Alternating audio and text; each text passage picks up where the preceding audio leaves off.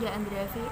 I want to talk about invitation, the art of good question. And then I have three steps to make invitation. For that is the power of good question. Number two is how to ask good question. And the last is invitation and inspiration.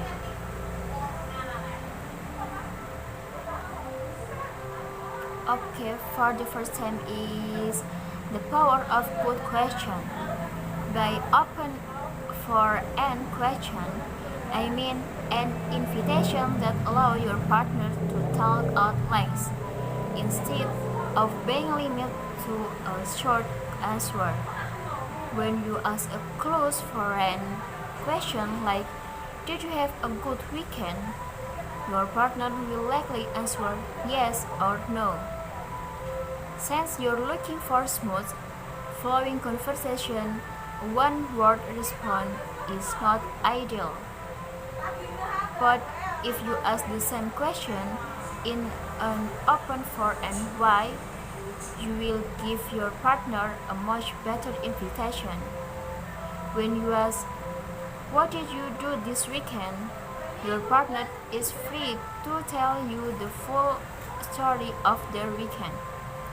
You're still asking about their weekend, but you're asking it in a way that invite them to share. And number two is how to ask good question.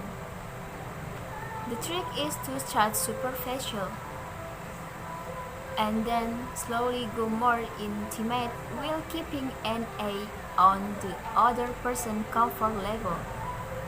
If you find that they start giving signs of discomfort, then you should ask less intimate questions.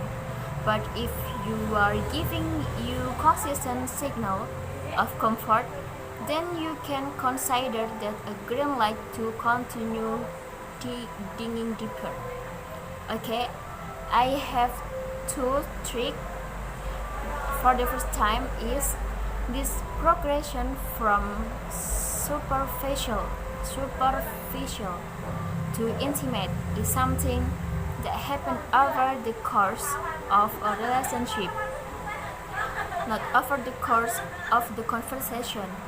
When you first meet someone, it's appropriate to go from talking about the weather to talk about where they work or a bit more intimate. It's probably not appropriate to go from talking about the weather to talking about, for example, their painful divorce. Number two is if you ask the other person more intimate question, you should share more intimate thing about yourself. If the other person is opening up to you, but you are not opening up to them, they will quickly become uncomfortable. And for the last step is obviously, invitations are really useful. They can protect your conversation from grinding to a halt, and they are a powerful tool for building intimacy and rapport with your conversation partner. However, as hand as invitations are, you can build an entire conversation out of them.